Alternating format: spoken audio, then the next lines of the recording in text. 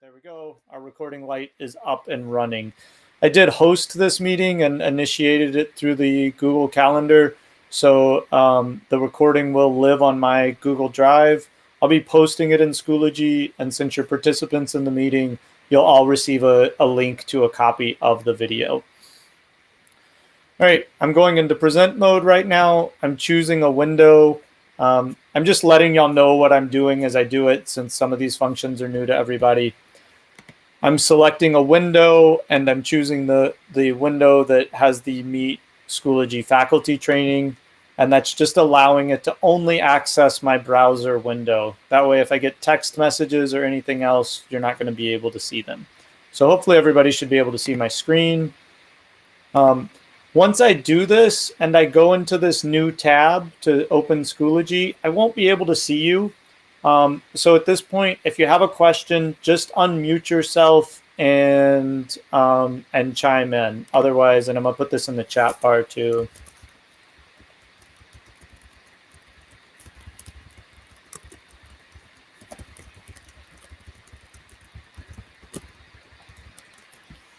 Okay. So I'm just navigating over to Schoology. And I'm choosing my courses. And we've set up this remote learning for faculty course. You're all kind of auto enrolled in this. And I'm actually going to need to delete a couple things here that were from the session earlier this morning. Okay, so again, I'm just going to start with the basics here. From the courses menu, you can add courses by clicking My Courses, and you can create a course right here. Everybody should at this point have, at least in the middle and upper school, have their courses populated in here. Does that not apply to anybody? Is anybody missing? I'm flipping back over here. Is anybody missing their courses? Okay. All right, then I'm not going to go. I've never used it before. What's that? I've never used it. Okay. So I have nothing here. Okay. Are you in Schoology right now, Maria? The only thing I'm on is this with you. Okay. All right. Perfect.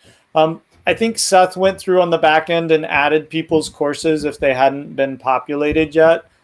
If that's not the case, I'll regroup with you later and we'll go through how to manually set up all your courses if that's okay. I'll just show you the features right now. Okay.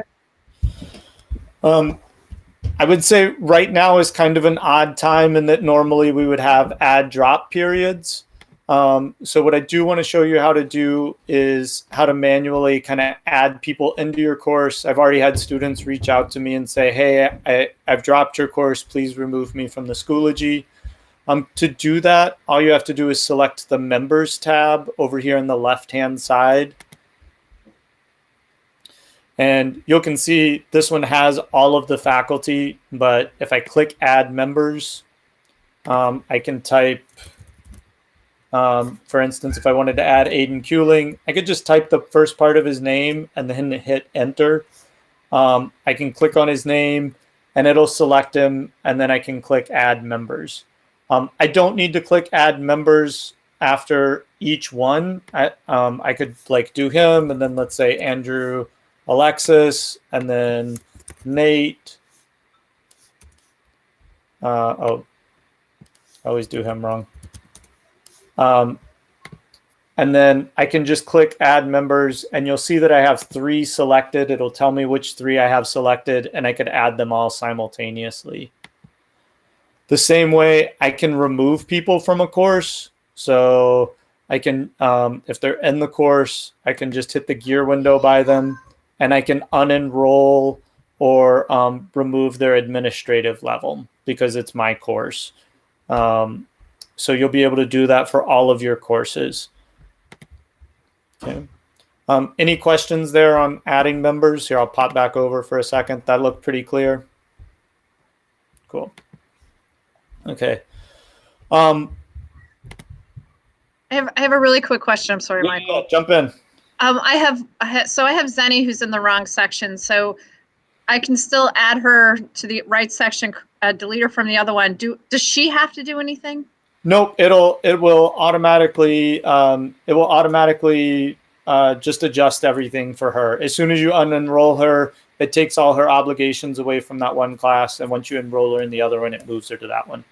Okay, she doesn't need like an access code or anything for the class she's been put in. No, you can use those codes to mass enroll people, and then they can use that to add themselves to a class. You don't need to deal with the codes at all. For the number of students we deal with, just add them and take them away.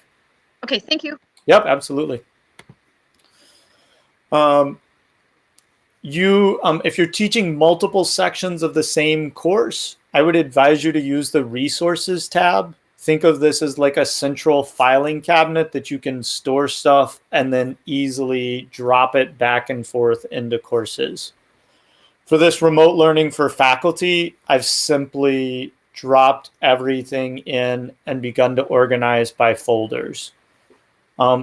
There's plenty of ways to organize. This folder could be week 1, and then you could open this and, Monday, Tuesday, Wednesday, subfolders. So you can create as many kind of subfolders as you want. You probably don't want to get too deep, or it becomes kind of difficult for students to get to things. But think of the course page as kind of a week-by-week basis. If you just drop assignments, which I'll show you how to do on here, it'll populate a whole bunch of things on this screen, and it gets disorganized really quickly. I don't teach multiple sections. All of my courses are individual, so I don't have anything in my resources. But the nice thing about using resources is that it allows you to send those things to multiple classes simultaneously. So Betsy, if you have like 2 or 3 sections of the same class, and you can add this single assignment, right? And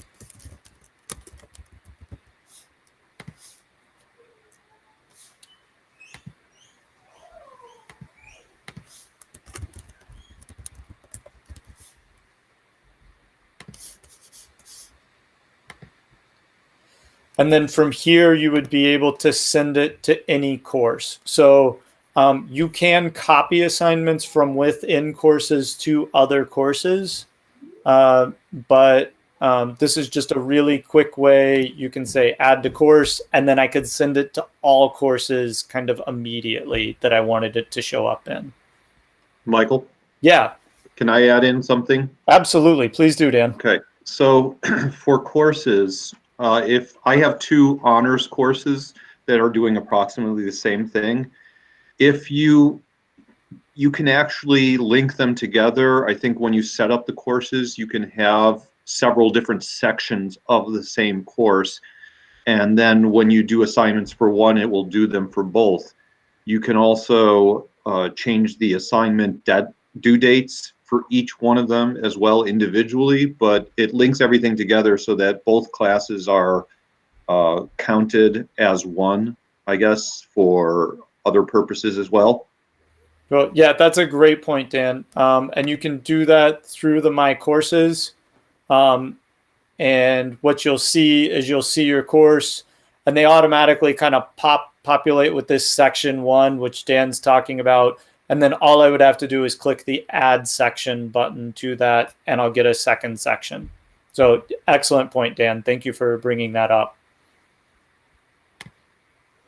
My pleasure. All right, one thing that I have in here that I would highly recommend you all do is this connect Google Drive to Schoology. And what this does is it makes your Google Drive a connected app to Schoology. There's a lot of benefits to that, and one of the most important is it kind of gives like a seamless permissions flow, especially when you start adding video into Schoology from your Google Drive, which will pretty much be everybody. I'll give you kind of I've already done it. So the screens are going to look slightly different. So make sure you use this PDF. It'll walk you through it step by step. But essentially, you're going to go to the App Center. You're going to choose Google Drive. You're going to install it and agree to the installation. And this window will look for differently. You'll just say install for me. You'll check the box that says add to my resources and then click install. The thing that you can't see is that when you go into your resources, you'll need to navigate down to the app. Mine's already set up. You'll have to give it another permission right here. It'll say, do you give Google Drive permission to access? And you'll say yes. And then you have to log in or choose your Google login. That PDF covers this, but it immediately makes everything in my Google Drive a resource in Schoology, which eliminates having to do a lot of shortcuts and linking. All right, so if we go back to this, our course, yeah. Michael, can I ask a question? Of course. So I see on yours that you have that Schoology Connect, but like when I look at mine, where would I find that? Sure. So you'll start with these 4 squares up here. 4 squares. If you can see my screen. Where courses, groups, resources, and tools. Yep. And then on the right-hand side, there's 4 squares. You'll click that, and then you'll go to the App Center. Oh, okay. Okay. All right. That's where the App Center is. Okay, I missed it. Sorry. Thanks. No problem. And again, that y'all all have access to this remote learning for faculty section. It's automatically in your Schoology, and the documents for doing it are here. And you're welcome to contact me, and I can walk you through it individually as well. Michael, I think I have maybe a dumb question. None at all. Okay, I'm doing this from home, so we're talking about that I'm going to download that stuff on my home computer. This all lives in your browser, Maria. You don't have to download anything. Okay, I'm not sure I know what that means, but I guess my question is if I set this all up here at home, does that mean that it is as accessible to me on my computer when I go to school? Yes, it's not a computer specific platform. Everything you're doing is online, so it all lives in the web. So if you access Schoology from your computer at home or your phone or your computer at school, it's going to give you the same information. Okay, thank you. Great question. Yep. Okay, so if you were in the Google Meet this morning, then you know this already, but since it's kind of such an integral thing for our flow for classes, I'm just going to go over this one more time. And it's how to set up a Google Meet and apply it to your Schoology calendar. And so I'm just going to navigate over to Google for a second. And I am going to go over to my Google Calendar. Remember, if you're trying to just do like a quick meeting, like if I help y'all out, or you're like, hey, can you Google Meet me real fast, then you can do this and just invite an individual person. But if you're setting up specific things for classes, this is a much preferred way to do it through the calendar. So Betsy, let's say you're going to have class on Monday, and you click on Monday the 23rd. You click on create, and we're going to have math class. And let's say math class meets, we'll just leave it at that, from 1 to 2. I don't have to add guests, but if you create a Google group of your class, you can, and it will email this out to them as well. All the students are going to be tied to Schoology though, and their Schoology calendar is definitely enough to get the information to them. You're going to click add rooms, locations, or conferencing. You're going to add conferencing, and this join Google Meets URL will become live. It will be yours. All you have to do is highlight it. Oops. And right click it, and I'm going to copy it. Okay. And then I'll save the meeting. So I now have math class on my calendar. And what I would do then is go over here. I'm going to click add event. And for the 23rd, I'm going to add the time. It automatically populates AM, so make sure that you set those PMs if it is. We're going to do math class. And I always like to add a description that says, you know, click the link below to join. I'm then going to click the linking function. I'm going to go into the link embed box. I'm going to right click, click paste. And this is the Google Meet that it set up for me. This Google Meet is now live. It doesn't activate at the time of the class. You could actually go in there now and test it out and make sure you like your microphone and stuff like that.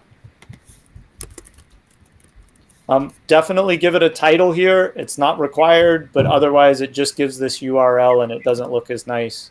I click attach. The math class is there, and I click save changes. This will then show up on the students' calendars.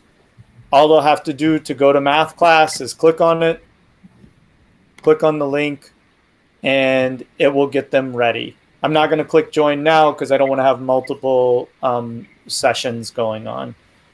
Michael, can I ask you a question? Absolutely, Lynn.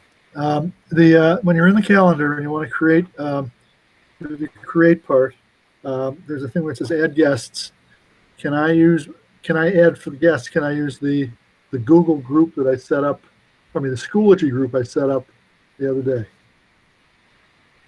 Are you in your Google Calendar?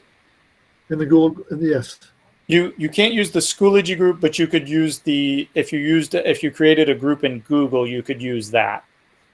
All right, well, I got to find those first because I did set them up, but they seem to have disappeared. Okay. Yeah, and I'm gonna help you find those. Right. The other thing that you could do, like, is if you were gonna have a guest speaker, that's where you would certainly want to. Whoops. Okay. If you wanted to add a guest speaker, you would definitely want to either send them this link via email, or you could add them as a guest here. So, and I apologize in the background. I have an upset toddler. He's losing his ice cream.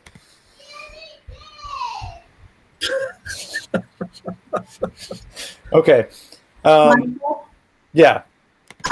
So I'd be upset if I was losing my ice cream too. When I set up those Google Meets, if I put it in Schoology, do they get an invite via email or via Schoology or both? Students are going to get notifications every time that you make a change to their Schoology course. Okay. So they get notified. They're also, it is their hub, right? And for lower school parents, it's consider it the Harley building for the next few weeks, right? Schoology is where they're going to go to get everything. So you don't have to duplicate the process in terms of getting it to them another way. If you've posted the information in Schoology, you've done the right thing. Okay, thank you. Yeah. All right. So I'm going to go back here. I can always, let's say, my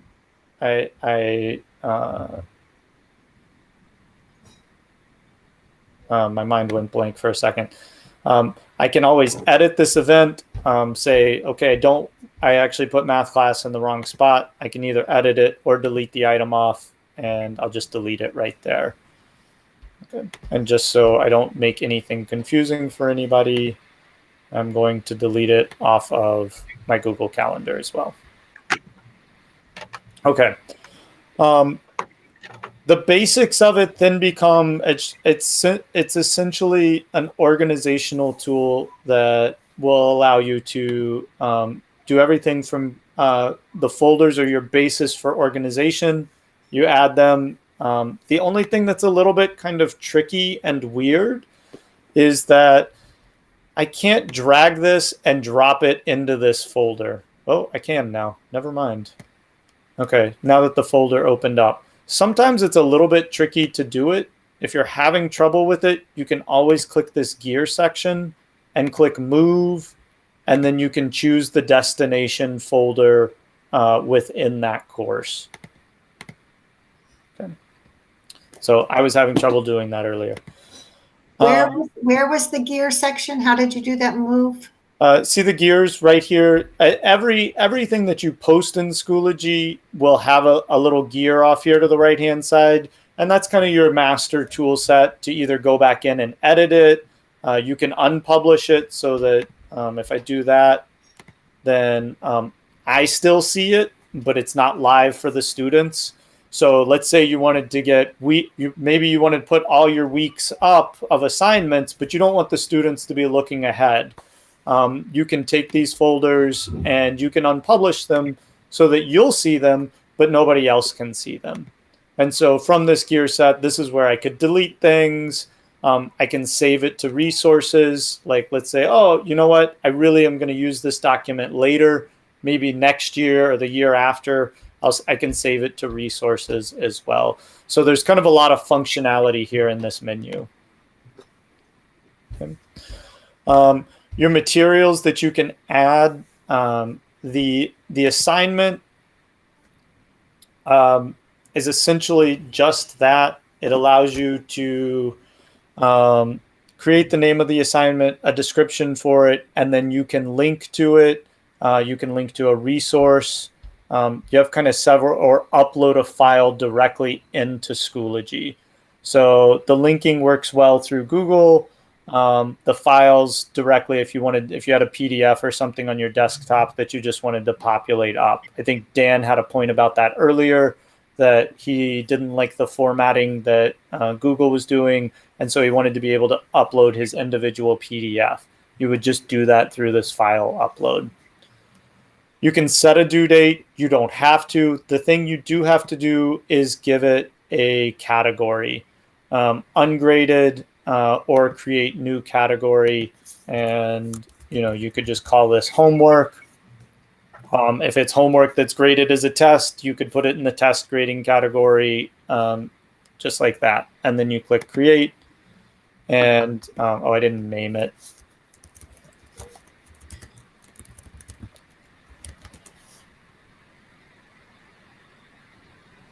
And not going to add any learning objectives.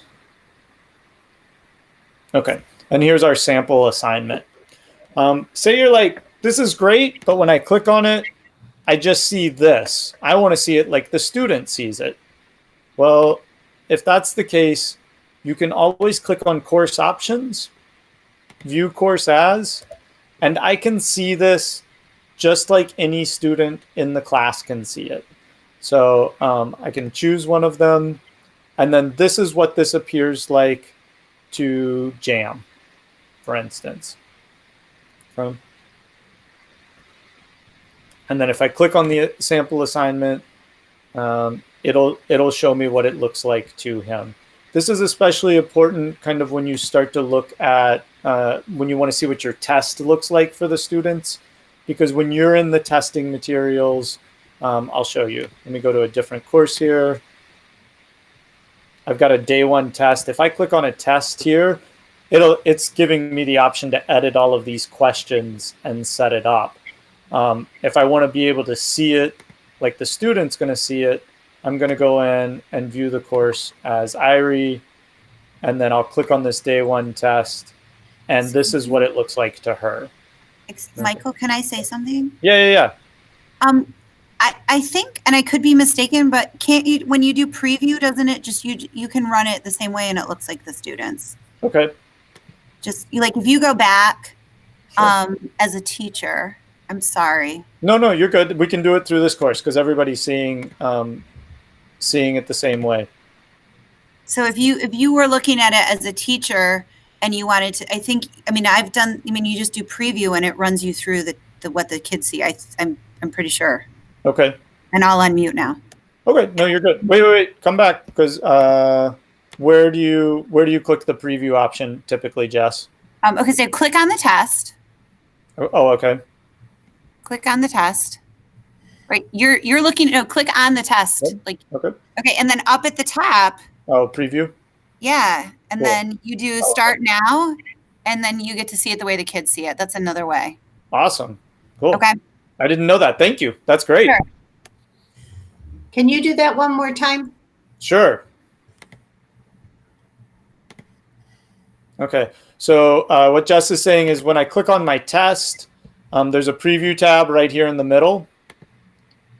And I can actually go through the test like a student would. So I can start an attempt on it and then review the answers. I've set this one up because it's really just more of a survey so that they can retake it multiple times or change their answers.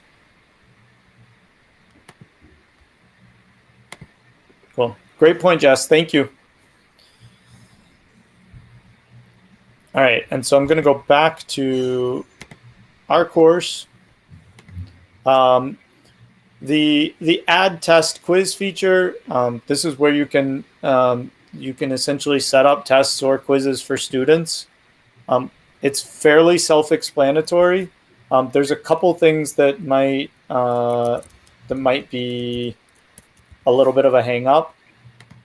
Again, you have to set up the category, and the period's okay, but the scales and the factors have to be done. I'll click create, and then I just have to add a question, and I can choose what kind of question I want it to be, and now just set up a true false. And then you can set the true answer, or you can select the correct answer. You can do that for multiple choice questions. They have a checkbox over here on the right that lets you here, I'll just do it.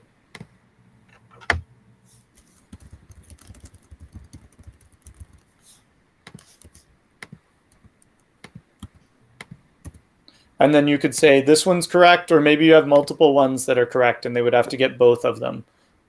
You can add more choices. If I didn't put anything here, you can click remove blanks and it quickly kind of removes or pares things down. Under that, there's quite a few settings. If you don't enable submissions, then the students can't take the test or the quiz. So this is really important, is that you enable it. You can enable it until or from until, and you can set a date on the calendar that they can take it. You can set the time limit. You can set multiple attempt limits.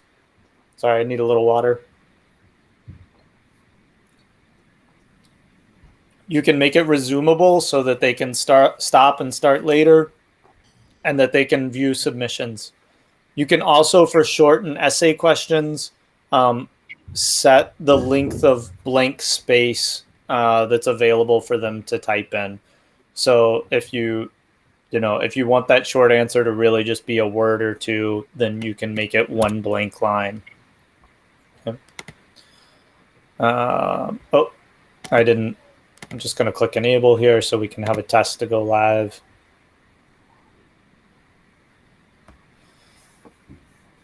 Sorry, I guess my internet has slowed down a little bit. Okay, there we go. All right, and then if we go back to our course, we have our sample test here, which we can take. All right. So we have about 10 minutes left. Those are really the basics of Schoology. Let me open it up for some questions and see what I can help y'all with.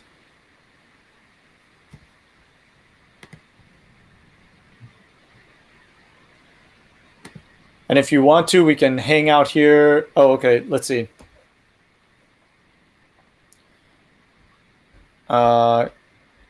Let's see. Can you talk about how you add assignments that are in Google Docs? I know how to attach them from Word, but run into problems using Google Docs. Yeah, Meg, that the issue there should be resolved when you connect the Google Doc app to Schoology. If it doesn't resolve that, let me know. That's where we were. CC, let's see. Are you seeing no apps option? CC, are you still here?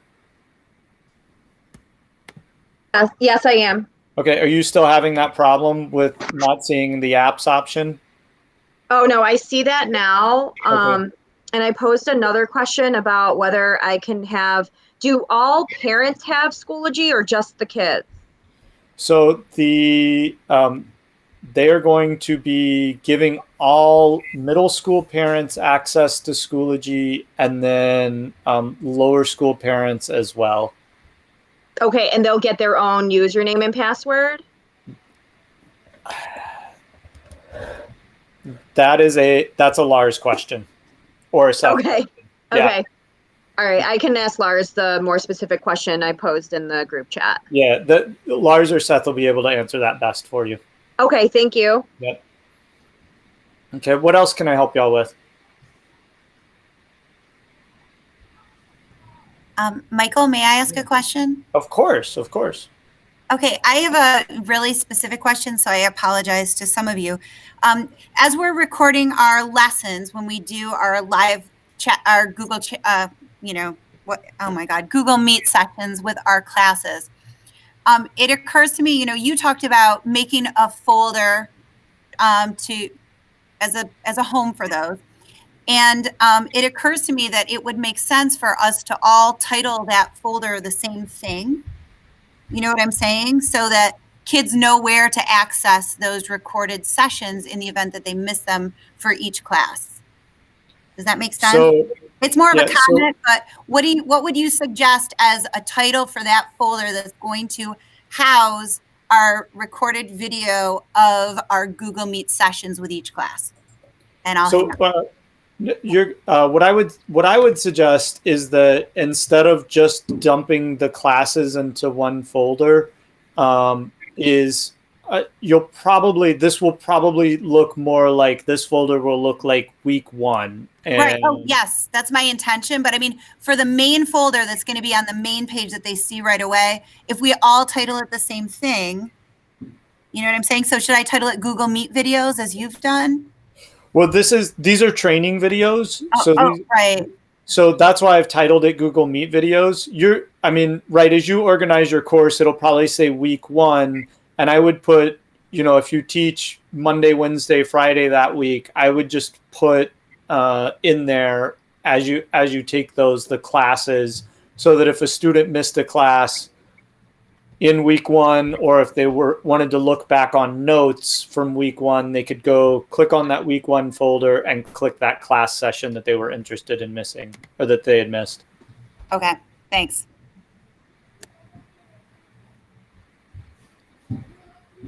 Okay. Anything else I missed in the chat here?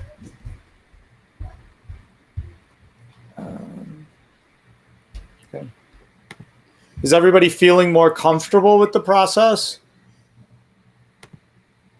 Yeah, I am, certainly. Cool. I'm feeling like I don't know what I don't know. I'm going to have to try and set it up. And there'll be some of that too. And there's, just remember there's those of us who are going to be available to help you out. We're trying to arrange something so that there's a point person during your allotted course times. So if something goes awry as you're trying to get online, one of us can help you with that too. So we are working on that in the background. Michael, is the best way to get a hold of you just email you questions and things like that? Email me, or here, I'm putting my phone number in the chat window. Feel free to text me. Okay. Don't call, because I get so much spam I probably won't answer. But if you text me, I can get back to you rather quickly, and we can set up a Google Meet and figure out what's going wrong. Okay, cool. Thanks. Yeah, absolutely.